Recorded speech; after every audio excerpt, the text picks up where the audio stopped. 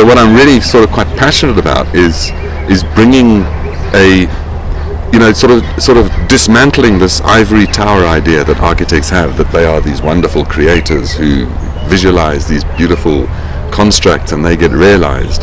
And I think, the way the world is heading is that in actual fact buildings should be designed around a table with a whole bunch of different expertise, including biologists, sociologists, physicists, and as well as engineers and architects and everywhere else. But again, bringing in that sort of systemic understanding of design and problem solving.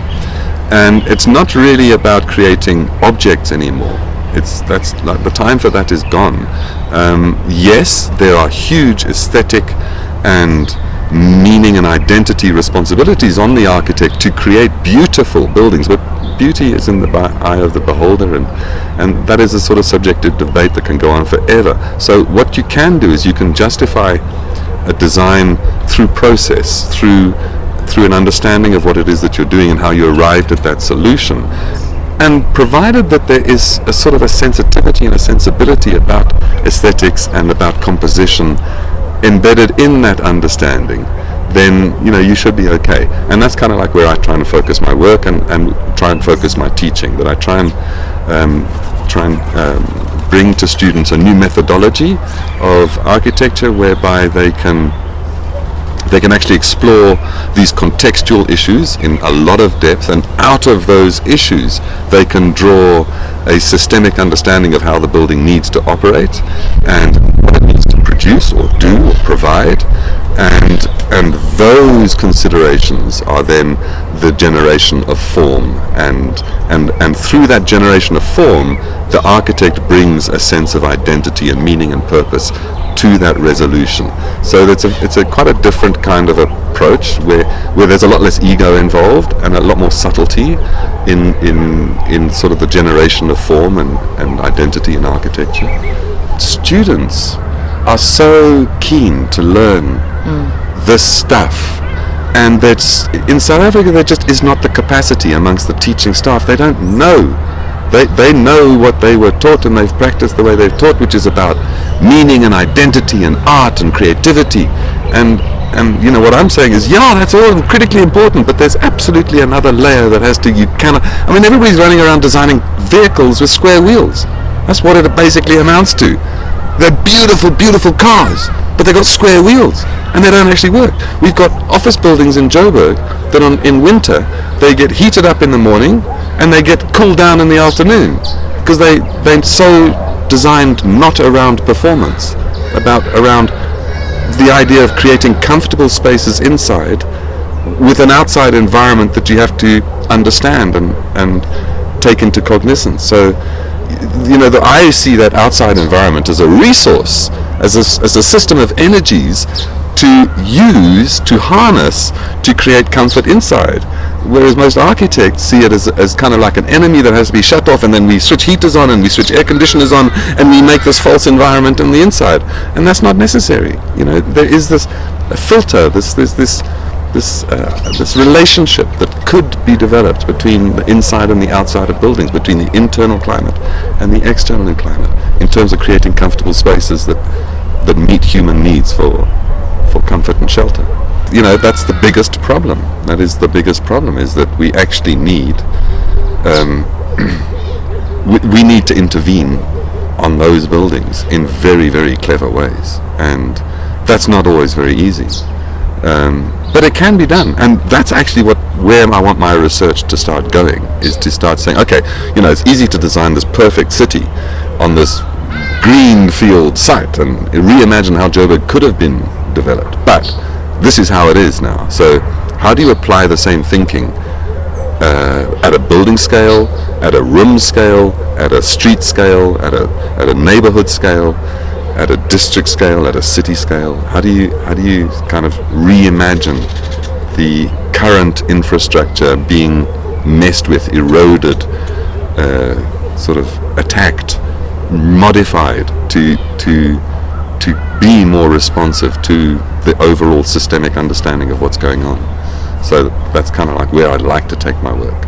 The way I often talk about my buildings is that they sit in a landscape and they relate to that landscape very much or they evolve in that landscape during the design process, very much the way an organism evolves in its ecosystem. So they tap into the available resources, and they concentrate on cyclic relationships, and these things are exploded up from an ecosystemic, traditional ecosystemic understanding to a more sort of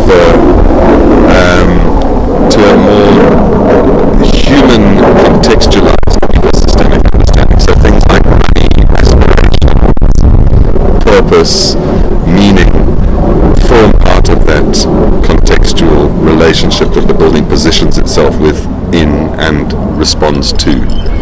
There was one project where the client came to me and his objective was to have a house that was independent of the city council and was autonomous, what we call an island home. And because he didn't have trust or faith in the city council in the years to come.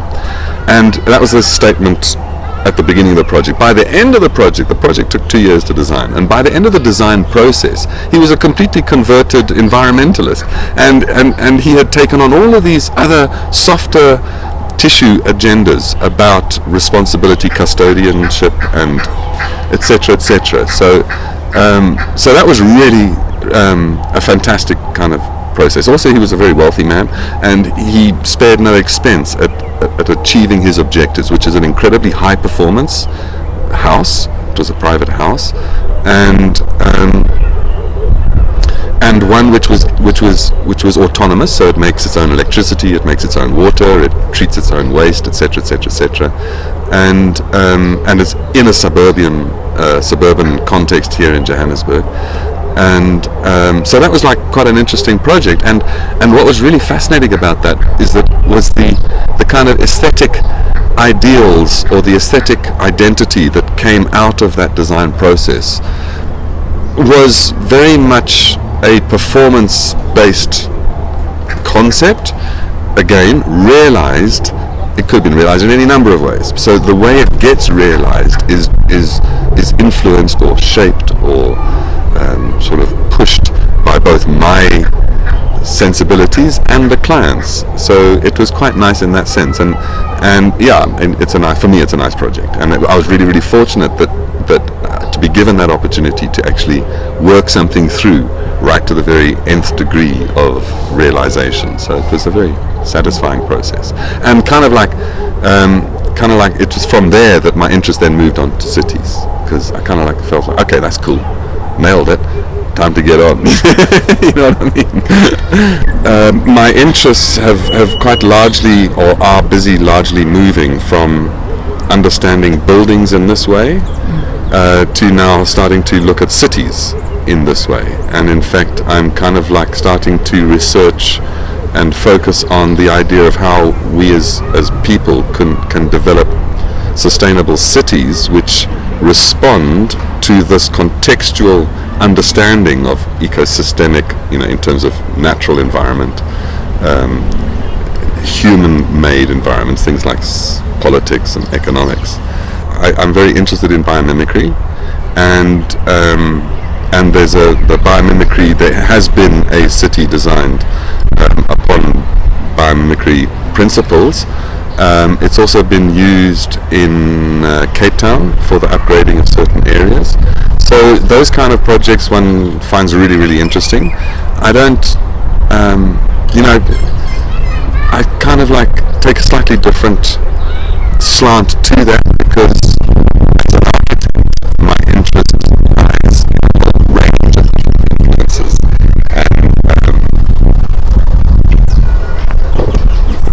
and aspects that drive a design process, whereas biomimicry is really, really very specifically focused upon a specific kind of methodology, whereas I've kind of developed my own methodology, which would include things like biomimicry, sustainability as understood in various different ways. So there are lots of architects that I look up to, although I'm notoriously bad at remembering names of projects and people. Norman Foster is somebody who I think I really sort of kind of like admire the way he approaches projects. Ken Yang, Renzo Piano.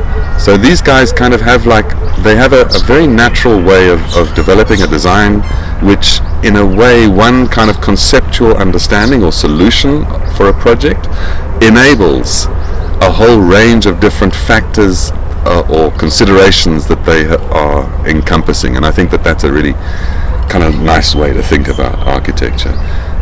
What I really kind of like push against, what I really don't like, is this very sort of form-based, the creative impulse that many architects have to build monuments, basically what I call monuments to their own egos and their own creativity, and these sort of sculpturesque objects. And I don't see architecture as objects in space. I see them as an organism that ties into an ecosystem in a whole range of different ways. And it's very kind of like monodimensional to think of it as an object. And very seldom do I have an idea of what the shape or form of this building should be.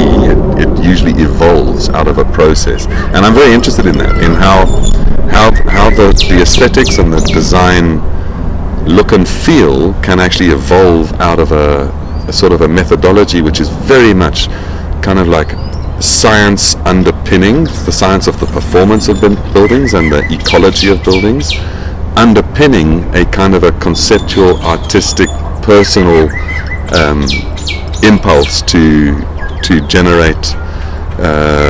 You always have some kind of a personal idea of, the same solution could be solved that way or this way, but you prefer this way, because I prefer to think of that in terms of what other options does it open up, what other design opportunities does this option or that option open up. But nevertheless, there's always some kind of materiality or sort of ideology or philosophy or aesthetic that underpins the sort of objectives that you're aiming towards in the design of a building. My whole theory about cities that I'm busy working on basically kind of like looks at ecosystems, natural ecosystems, and how organisms evolve within those ecosystems. And whenever conditions change, you'll see certain species die out, or certain species will proliferate and prosper and flourish up to a certain point, but then when they reach over a critical point and they start actually damaging the ecosystemic whole, they start to die back. So nature has these wonderful sort of self-governing mechanisms. So, and it's basically all built around water. I mean, essentially that's the bottom line of human existence. So, in a physical sense. So my kind of whole idea is really looking at cities in that same way. So, for example, municipal boundaries would be demarcated by watersheds, and each municipality would be responsible for the management, the collection of rainwater, the management of that rainwater, the recycling and the delivery of fresh water to its own watershed area. And as soon as development had reached the limits of that water carrying watershed area, that's it, that's the limit to human development in that area, and now another watershed must be colonized for further human development. So you never overstress any one system too much. And then other cute little ideas, like at the bottom of this watershed would be the collection dam where all this water sort of ends up, and the municipality offices would be located right there. So the first people to know about the water going bad or starting to smell wrong or so this sort of thing would be the municipality themselves, and their biggest functionality is in fact the management of the quality of that water. So if human development was organized around the principle, for example, of water, and land boundaries were organized with that sense, we could start looking at sustainable cities. And similarly, movement and transport in cities. I mean, the easiest way to walk up a mountain is to walk up the way water comes down a mountain. You follow the river up. And similarly, our sort of transport and the sort of the mechanisms by which we sort of move stuff around in our cities can be reinterpreted. The way we do roads, the way we do electricity obviously should be, there's this idea that in biomimicry, for example, that solutions should be nested and modular. So the idea of every single building being a power plant, producing electricity, using it, storing it, delivering it, sharing it. That's the sort of sensible, like plants in a natural environment. They all have symbiotic relationships with each other. They all provide services to each other. And one can imagine that same sort of thing in buildings and cities where one actually focuses. It's sort of systemic thinking because since the Renaissance we sort of developed this silo thinking where now you're either a doctor or you're a lawyer or you're a biologist or you're a physicist, and what we're sort of realizing now is that actually what's much more important is the relationships between elements rather than the element themselves. So systems thinking is now much more concerned about understanding those relationships, and I think for me that's what makes good architecture, good urbanity is understanding a systemic sort of system that whole entity sort of develops and lives within and propagates and is designed around, and those are the sort of design considerations. So kind of like that kind of says it all in a nutshell there.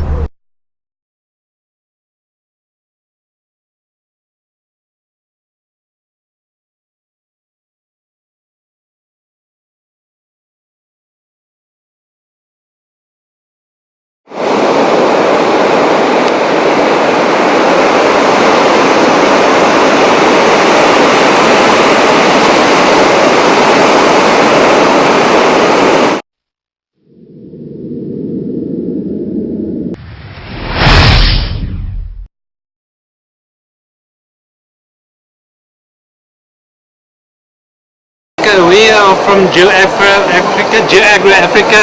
We do satellite monitoring, crop monitoring through satellite image. We monitor crops on a daily basis, where we can actually tell you if there's any stress on your plants, crops on a daily basis.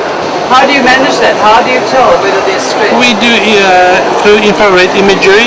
Yes. We can actually, if a plant's in stress, we can actually pick up, when a plant's in stress, it will actually radiate more infrared than a plant that is not under stress. So we can actually pick that up before you know anything about stress on your plant. We can pick that up and actually inform you, go out to that specific place in your crops, and you can actually see what the problem is. What sort of thing would stress your plants?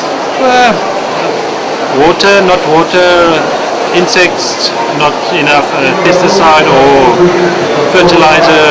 There's a lot of differences, a lot of problems. Do pesticides stress a plant quite a lot? Yes, it can stress, but we usually down now doing microbes on plants. We don't use actually pesticides, but we can monitor it. You say you do microbes on plants. Will you explain that? We're just putting back microbes if the ground is not old ground. We put in microbes back in the ground to get it more fertilized and get the good stuff back in plants, and then we monitor the plant. Will those microbes live in polluted soil? It will live. It actually will make the ground good. Yeah, that's very good. Do you approve of fertilizers and chemicals? No, we don't approve it. We are all biological microbes. We're not on the pesticides and fertilizers. Do you believe that it is impossible to feed the world without chemicals and fertilizer? It's possible to feed the world with no. Yes, it is. Say it in one sentence. It's possible to feed the world without fertilizer because there's microbes in the ground and you can just use it. You have to just put it back in. They're saying that microbes are the source of almost all immune systems. Yes. When they went to Mars, they were looking for microbes, and that's the first sign of living material. So we're just putting it back in soil and making stuff happen. Make it bigger and juicier and put it back in. Can I leave my bag here a sec? I just quickly go and film that. No problem. That dog. Where do you get your microbes from? From Microbial. Microbial is a South African-based company, but they've got factories in United States. They manufacture it there and we're getting it from there. But it's a company that was first developed in South Africa, but they doing all the production in America. First in the world, the best. I wanted actually, where are you based? In Johannesburg. We're based in Johannesburg, but this little company is in George, the Western Cape. And if I want to do a follow-up on this one, because this is interesting to what we're promoting. Now my name is Gerard Kuhn. Yeah. And this is microbiome. Biofarm Solutions, we use just organic and microbes. No pesticides, nothing. And we actually have the world record for onion production in seed. Yeah, just on microbes. We're doing a lot of this products in the Eastern Cape on citrus. Because export, they don't use any chemicals. And then we monitor with satellite imagery. Are farmers surprised when they start using microbiome and find their crops so good? They're surprised. They think fertilizers will do that, and then they use microbes. Boom. Much more juicier. Do they ever go back? Never. They're first a bit skeptic about the product because we've got a little bottle of microbes about 100 millimeter where you can treat about 5 hectares with that. There's about 10 to about 12 billion microbes in that little bottle. And it can, you can stand heat with up to 80 degrees, so it will last and last and last. We actually do chicken manure where we coat it with microbes and then put it in fertilizer. First in the world as well. And then how do they apply that for microbiome? How do they apply They put it in the watering system? In water systems, yeah. Sprinklers, you put it in, it's all liquid based, you put it all in water systems and pops your uncle. Then they never use poison again? Never. We can treat pesticides with natural stuff, natural elements, no pesticides, nothing. Wow. You can actually taste the difference in oranges, organic versus it's sweeter, better, the color is more beautiful. I'm actually very enthusiastic about it. Yeah, no, that's With the satellite imagery, it's very nice. You can see actually the stress on a plant days before you can see it. We will show you, we will call you, listen here, there's some problems in your... Even though you don't know the person, you can see them from the satellite. You can see it from a satellite. It's all infrared, and you can see on that spot there's that tree. It's under stress. Maybe it's some different chemicals they use, or there's some water points that not working. So you can point it to that direction, go and see what's the problem. Wow, amazing. All from infrared. All from infrared, yeah. Because the green plants taking more light and sending out less infrared. When a plant's in stretch, it will take less light and send more infrared, so you can actually pick that up. And now we can also see the evaporation of water. If there's less evaporation in your fields, dam levels, we can monitor that as well through satellite imagery. Are you noticing a lot of stress now where the plants are all being hit by drought? Yes, you can see that. Must be like a danger signal. Danger signal, but when you irrigate them, no problem with that. It's funny, they actually have done tests on plants using lie detectors, and the plants that have something cut off, they found out what plants like and what they don't like by watching their stress levels from lie detectors. But the infrared would have been easier for them. Much easier. And one thing they found out was that plants knew they had a control thing that said everybody must walk into this building. One of them was going to destroy their plants. Plants knew when that person entered the room, they all were very stressed. They knew that he was the one who was going to do the destroying of the plant in front of the others. Nice. And with this we can do scouting to a specific plant, take pictures of it, upload it to your system, and you can actually see the difference before and after with your satellite imagery. It's nice system to have. I'm going to keep in touch anyway. Definitely, yeah. Actually, my boss too is actually he's a fundi on microbes. I love working with this GIS software because I'm a farmer of heart and I love doing them, but I'm passionate about ground. Do you grow your own food? Yes, I do. I love doing my own food, plant my own food stuff. And you reckon it's actually quite easy? It's quite easy. Yeah. You don't need all expensive stuff to grow your own. You've got everything in the ground. You just need to use it. The citrus, oranges. Orange. Let me just go back. Problem on your orange, and there was it was called Phytophthora. It's like a what do you call it? Sickness on your trees. That little, and that little there was no irrigation. It was problem with your irrigation pipe. So you can actually pick that up on your satellite imagery. Just let me show you this.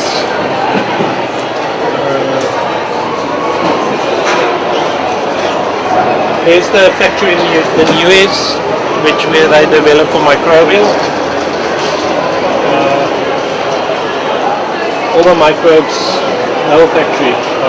It's all in America, but actually, I'm not in. What can I say about that? Passionate.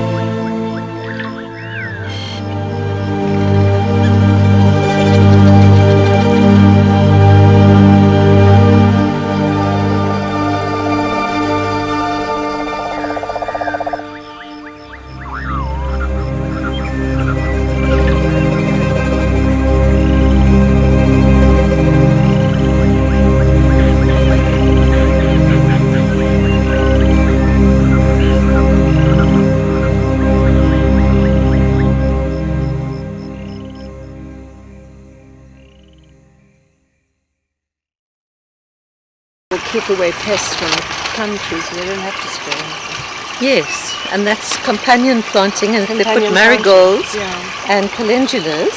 And I mean, I don't know about those dianthus, but look at those extraordinary artichokes there. Yeah, amazing. Older, like the young guys, are very ignorant. Yeah. But the older, yeah. But he probably prefer a few Zimbabweans because he can speak Shona and local Zimbabwe.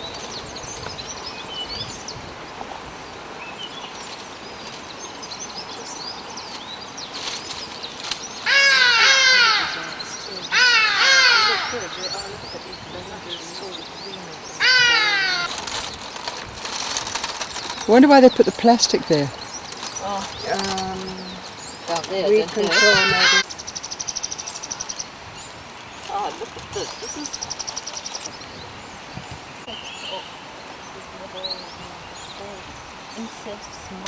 This is a insect wall, or an animal wall, that is so clever. It's based on the hedgerows in England, or I suppose in Europe. Yeah. And each of those sort of areas could be a little house for wild mice, or insects and bees, and I suppose maybe not bees, but little birds. I don't know about the companion ship here. They get used to going here, don't they? Yeah. It's delightful. Yeah. But look at the beautiful So cute, texture. yeah. I mean, the shapes and forms, and it's one of the nicest I've ever seen. Yeah. I saw one of these. I saw one of these in at Like it's an apartment for insects and rats. There you go. It's so extensive, isn't it? I also like the maybe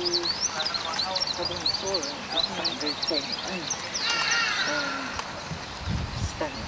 This is really this is more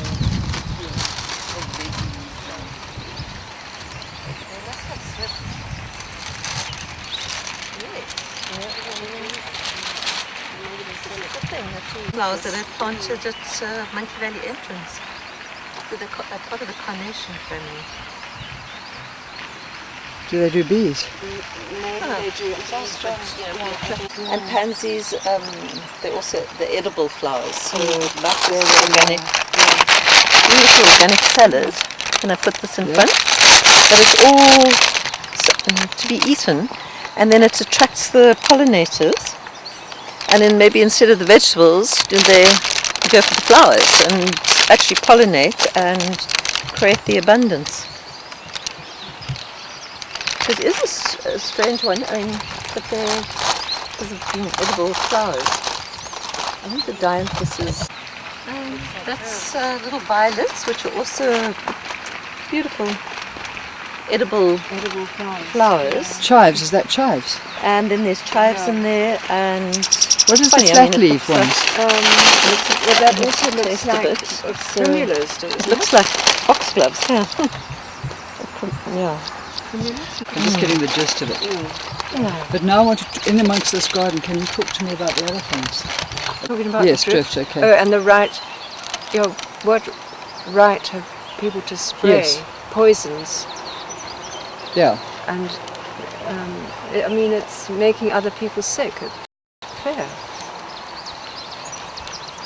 So there needs to be some kind of control, and the looking into the poisoning of our earth and then the poisoning of the human being, because we're the rights of the Constitution to clean air, clean arable sand or food, and the water. And if you think that the spraying is affecting all the elements that bring and create life, it's just such a shocking thing. And to think that you've been so severely affected by the spraying in this beautiful area. So the beauty, if it is then edible, has been a source of poisoning. Yeah. Where this beautiful garden at Boschendal shows just the abundance that can be there, just with a little bit of care and no spraying, utilizing compost and putting back in the whole web of life. And this is how it should be. So sad to have seen the spraying in the beautiful blossom trees and the orchards earlier on, and to hear your story, Vanessa. Now to be in a rural district is very unhealthy. Yeah, the mixture of the herbs and the mint.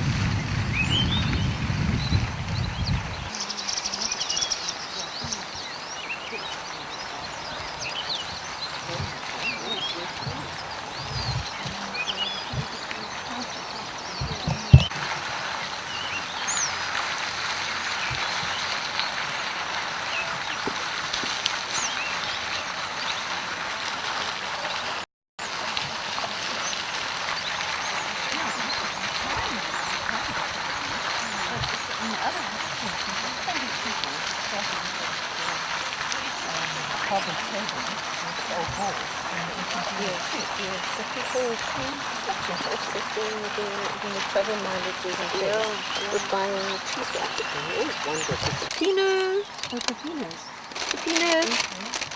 Pepino. Melon, but it doesn't look like. This is what's so great is that they. This would be great for your little veggie garden. Yes. Problem. Yeah, it's lifted and higher. Lifted, and off ground, raised so beds, yeah. in wooden crates. But it's pretty costly.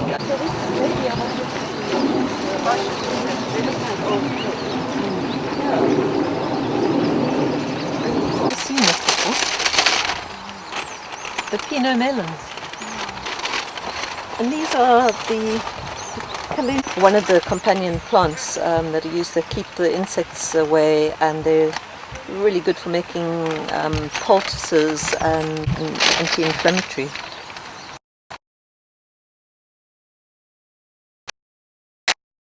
Yeah. Pansy, little pansies in the organic salad, and there's lavender that can be eaten, such an amazing healer, and there's just the little petals of the calendula, and yeah, the dianthuses over here. So you have a very beautiful looking salad, but they've all got their own healing spirit within their colour, within the vibration of the plants. They have different qualities.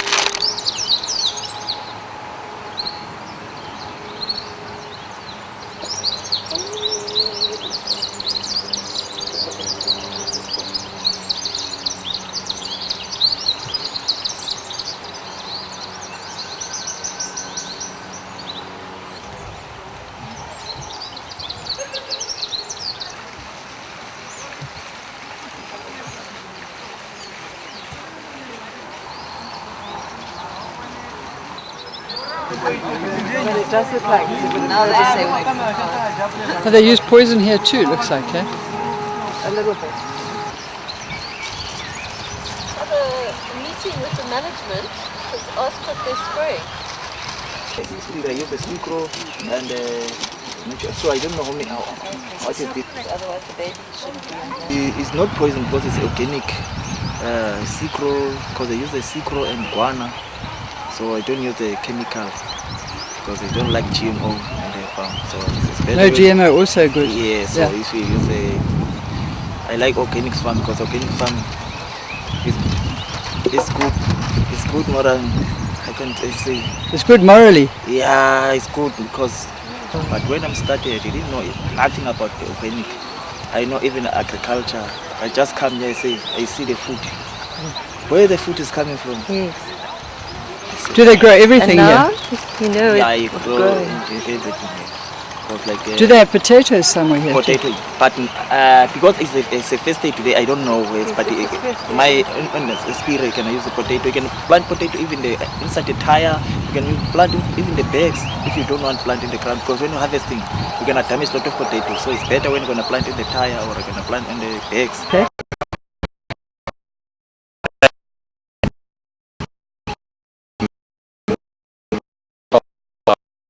And when we had to produce lots of food inexpensively, and that's where chemicals came in from. But I mean, this is chemical free, so Is it inexpensive to grow with chemicals? Surely the chemicals make it expensive.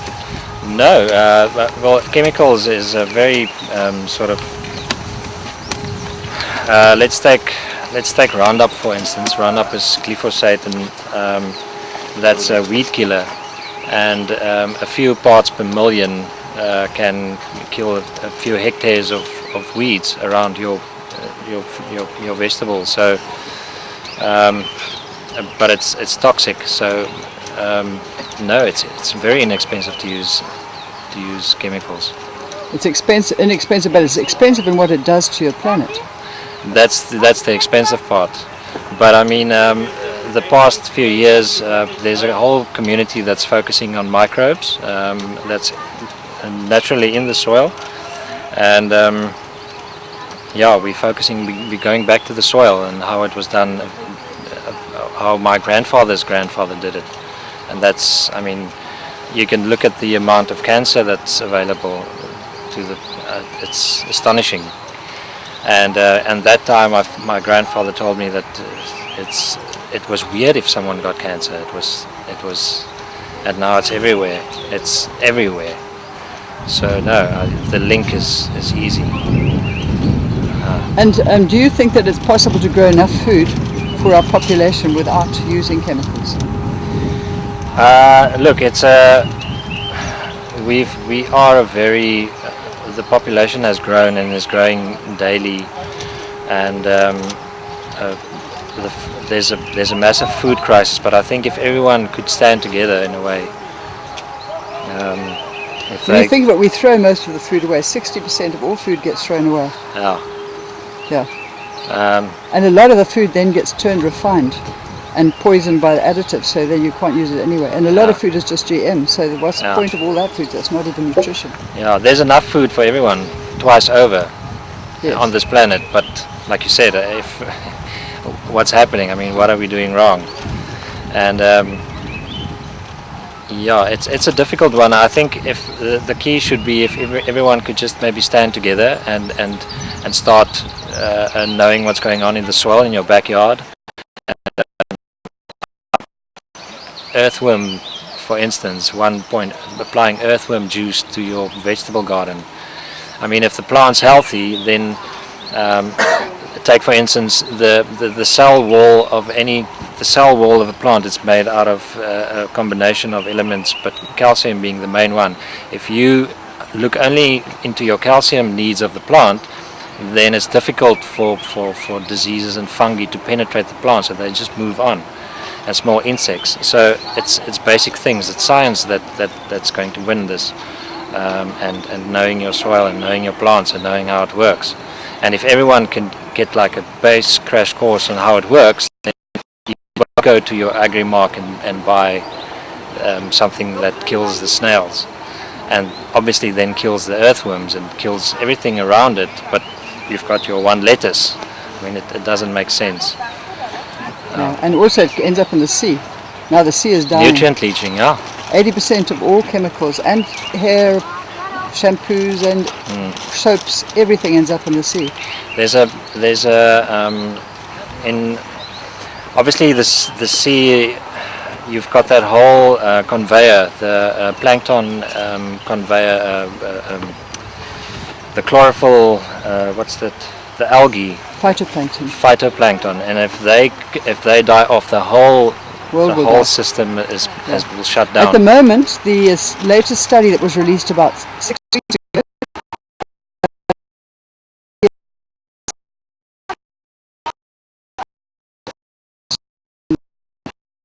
no oxygen in the sea. Since they produce 50 to 65% of all the oxygen, including the land oxygen, that's probably going to have a big effect on us. We believe that the whole advantage of organic farming is that the one thing that can change that around, the fastest way we can take the carbon dioxide out of circulation and cool the planet, is to build up the microbiome underneath the soil. And they can only do that if you stop poisoning them and stop leaving them bare and get exactly. Yeah. Like for instance, making compost, like everyone did 100 years ago. It's making compost and getting that in your soil. Compost produces a acid called humic acid, and humic acid is one of the most important acids that we need. And what it does, it holds everything together. So now when it starts raining, everything just stays where it is, and everything doesn't wash out and move into the rivers and the rivers into the sea. So the whole thing could be just compost, just one thing could change 20%, 30% of the whole system. And composting, I mean, what's so difficult about making compost and using it and eating healthy vegetables from that? It's almost impossible to make compost if you use genetically modified food, because it doesn't break down at all. The bacteria don't like it any more than our bodies. Yeah. Look, you have to remember there's good GM and then there's bad GM. I've seen good GM where they, like for instance in India, they had a bacteria that sort of attacked the pawpaw. I don't know what's a pawpaw in English. The same thing. Is it a pawpaw? And what they found is they genetically modified the fungi that in an early stage into the fruit, but when it was at a natural stage and you would eat that pawpaw, it was almost at a toxic level. But inducing it in the beginning and putting that fungi in the seed from the beginning, it sort of the pawpaw was now available for the people to eat again, and it was at such a level, at such a holistic level, that it was a good GM. On the whole, there's no such thing as a good GM, because they said the same thing about the same one that perforates the stomach lining of beetles. They said it was too small to damage anybody else, but at the moment there's a condition called leaky guts in cattle. Okay. 30% of animals die from it, and it also goes into humans. It's also creating our food intolerances, and it's because it isn't what they say. It isn't so harmless, and it actually creates a condition of leaky guts in everything. And that means that undigested food is passing directly into the bloodstream. It's causing the food allergies, and it's causing the leaky gut system syndrome. No, point taken. I mean, yeah, I think everything should be researched, and you seem like you do your research, so I like that. Thank you. This is her baby. They're doing all of this vegetables. I'm taking on a 3-hectare complete organic production area. So this is the aesthetic area, and then there's a production area that I'm starting, which is like this but more intense organics. And will you use the shade cloth? No, I'm going to do it in old school way. Oh, okay. And what Will you use the above the ground system, or will you use the in the ground system? What do you mean? Well, I noticed lots of people put these poles and they build it up and they put it slightly higher above the ground. Oh no, in the soils, like I said, old school. Like we even gonna plow with horses and stuff like that. Oh wow! Okay. Yeah. Where are you going to do this? It's just down here. Well, behind this poplar sort of forest, there's a 2-hectare. How many hectares is this garden on our This and this included is about 2.5. Wow. Wow. And does it produce quite a lot of food? Have you got any idea? It does produce lots of food, but what this garden is about is what she wanted to do is to show the whole effect of permaculture and how animals and the whole system can work together.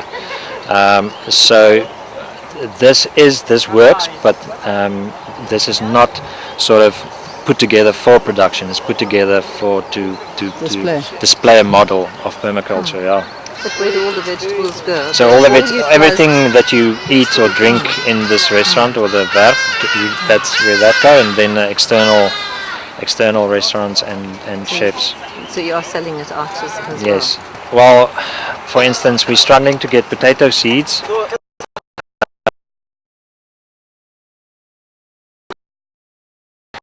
The industry had a big knock because of the drought. No, because I may be wrong, but this is my theory. But all the water that when the world started is still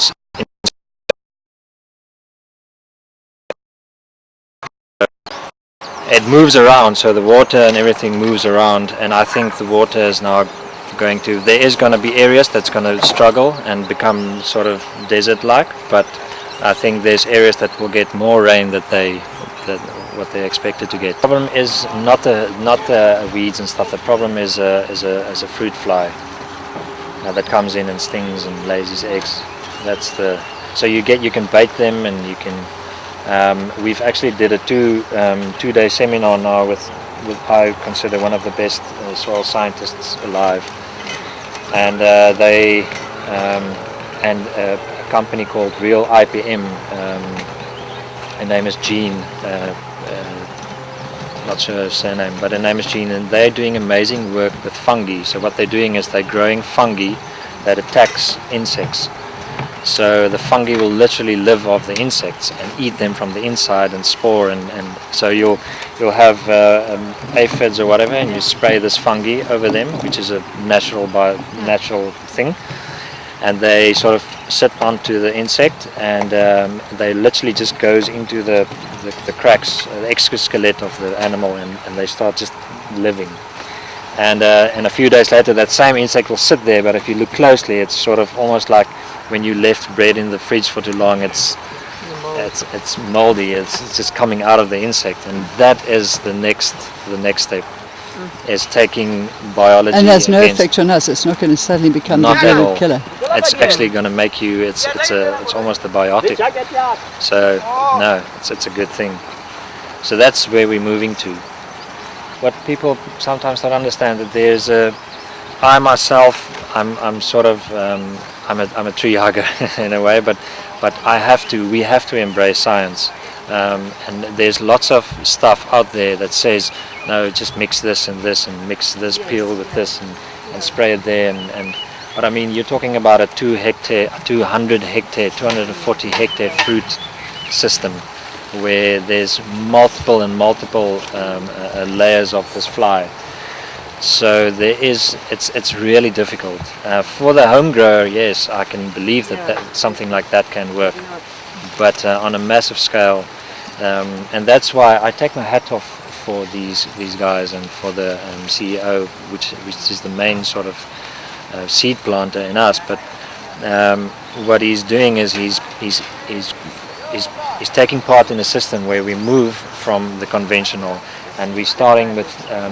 We've started with pigs, and we're taking this whole thing into what it was, but we're doing it on a massive scale, and we're doing it on a scale that works and that is profitable. That's the main thing, because it's sustainable agriculture. So even Jock, the guy that's responsible for all the fruit trees, he's an amazing guy, and he's following science, and he's moving from biological, and everything is moving. So I'm very excited. We're in a very interesting time, actually. There's still guys out there that does the wrong thing, and sometimes that pays, which is the sad thing. But there's big influential people out there that's making a difference. It is too late. The damage is done, and I don't know. I think I don't know if you want that on camera, Yeah, but please, yeah. I think if not all of the farms tomorrow will start doing what we are doing here, it's gonna crash and burn. Planet-wide, you're talking about. Yeah. Yes. Influence your neighbours. Can you talk to them? You can. I mean, we did the seminar, and farmers from all over came, and you saw this one guy. I laughed when I heard it, but and one of the breaks, I walked out and I went to the bathroom, and he was on the phone, this farmer, and he said, "No, stop all the Roundup. You can't believe how these guys are going on about this chemical. Stop it now." And it's amazing. And that's because of the science and people coming forward with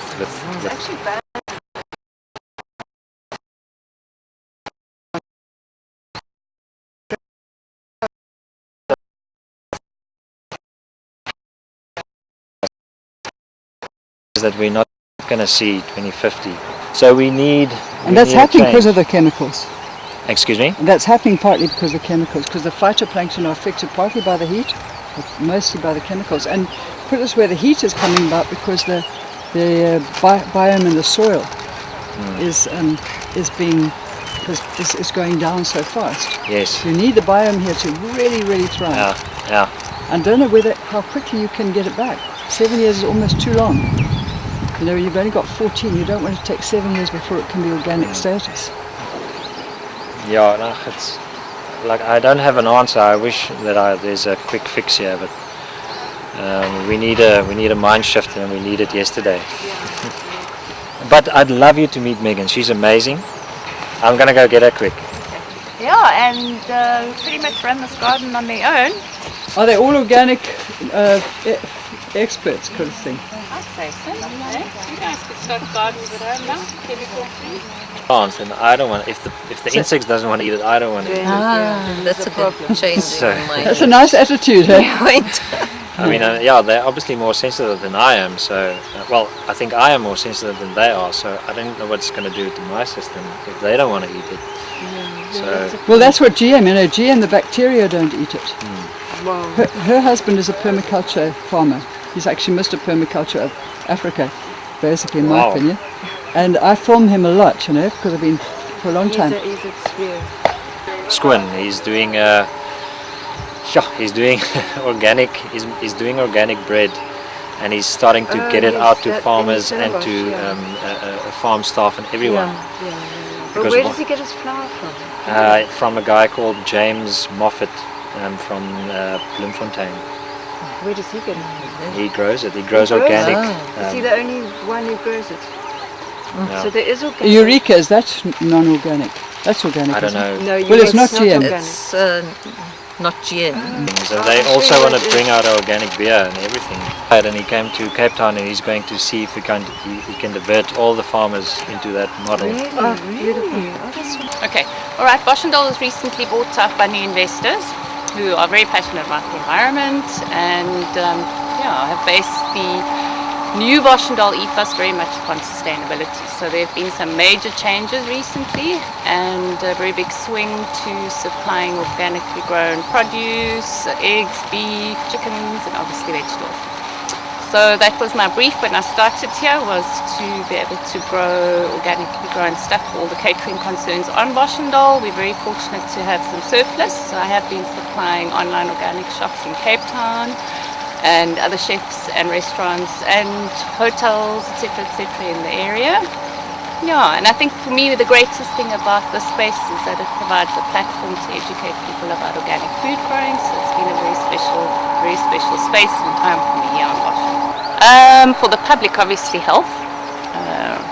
I'm very pro using food as more than just nutrition, but almost as a medicine. I think we underestimate the healing abilities of our food, but it goes beyond the advantages of humans. For me, probably the most important thing is that there's very little impact on the environment, and that we're leaving something untouched for our children.